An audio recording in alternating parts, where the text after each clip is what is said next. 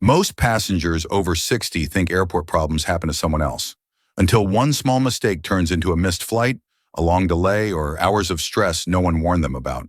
Here's the part airlines don't advertise. Once you pass 60, they quietly expect certain things from you, and those expectations can work against you. If you're flying soon, there's something you must know before you reach the airport, or you'll feel it too late. The assumption airlines make about passengers over 60. Here's the first thing most people over 60 don't realize before flying. Airlines quietly assume you need more time, even if you don't. That assumption affects how you're processed from the moment you check in. Gate agents may move you to earlier boarding groups. Staff may rush explanations or skip details, assuming simplicity is helpful. And if something goes wrong, they often expect you to wait it out rather than push back. This sounds harmless, but it creates problems. Many passengers over 60 miss critical announcements because they assume someone will personally notify them. Others don't double-check gate changes because they believe assistance will come automatically. But modern airports don't work that way anymore. If you don't actively confirm details yourself, you can end up sitting at the wrong gate while your plane quietly boards somewhere else. No warning, no second call. And here's the uncomfortable truth. If boarding closes and you weren't there, age doesn't protect your seat. What makes this worse is that most airlines won't explain this expectation unless something goes wrong. By then, it's already too late to fix. And that leads directly to the next issue, one that causes more missed flights for passengers over 60 than security lines ever do. Why arriving early is often not early enough. Most passengers over 60 believe arriving early is the safest move. 2 hours early, sometimes even 3. That used to work. But airports in the US don't run on simple timelines anymore. Security staffing changes by the hour, gates shift without notice, and walking distances inside terminals have grown longer, not shorter. Here's the problem. Many older passengers budget time for check-in and security, but not for what comes after. Once you clear security, the clock doesn't stop. You may need 15 minutes just to reach the gate, another 10 minutes if there's a last-minute change, and boarding often closes earlier than expected. Airlines don't wait because a passenger arrived early at the airport. They only care if you're physically at the gate when boarding ends. This is where many people get caught off guard. They sit down to rest.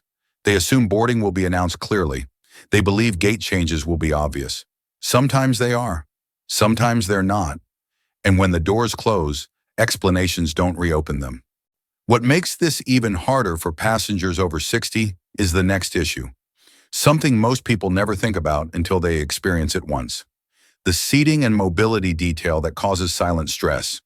There's a small detail airlines rarely explain, but it affects passengers over 60 more than anyone else. Seat assignments and mobility are treated as separate issues. Many passengers assume that if they choose an aisle seat, request early boarding, or mention limited mobility, the system connects the dots automatically. It doesn't. Airlines rely heavily on digital profiles. If mobility assistance isn't clearly requested during booking or confirmed again at the airport, it may not appear where it matters most, at the gate. This leads to quiet stress, long walks between terminals, standing during boarding longer than expected, or being seated far from restrooms without realizing it until mid-flight. What makes this worse is hesitation. Many passengers over 60 don't want to cause trouble or ask for changes. They assume the seat will be fine for a few hours. But discomfort adds up fast in the air. And once boarding is complete, seat changes become nearly impossible.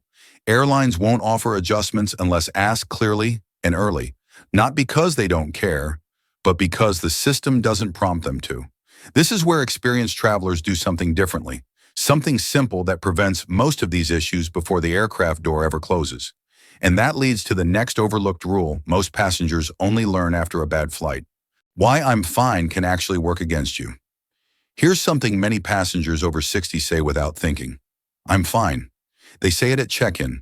They say it at the gate. They say it when staff ask if they need help. And that one sentence quietly removes options. Airlines are trained to respond to declared needs, not assumed ones. If you say you're fine, the system moves on. No reminders, no follow-ups, no flexibility later. This becomes a problem when fatigue sets in. When standing longer than expected becomes uncomfortable, when a tight connection suddenly feels tighter than planned. At that point, asking for help feels awkward. Boarding is already underway. Staff are focused on closing doors, not adjusting plans. Experienced travelers over 60 do something different. They don't exaggerate, but they don't downplay either. They confirm assistance early, even if they might not need it. They ask about boarding timing. They clarify how much walking is involved before leaving the gate. Because once the aircraft door closes, options disappear. And there's one final detail airlines almost never explain, something that affects how problems are handled if anything goes wrong mid-journey. Most people don't discover it until they're already stranded. What really happens when a flight is delayed or canceled?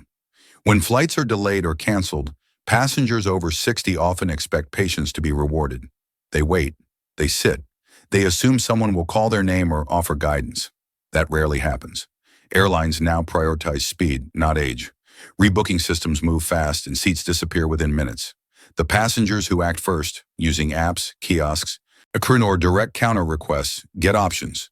Those who wait politely often get what's left. This catches many older passengers off guard. Not because they don't understand travel, but because the rules quietly change. Gate agents are no longer trained to individually check on waiting passengers unless there's a clear request or visible issue. If you don't step forward, the system assumes you're willing to wait. That doesn't mean being aggressive. It means being early.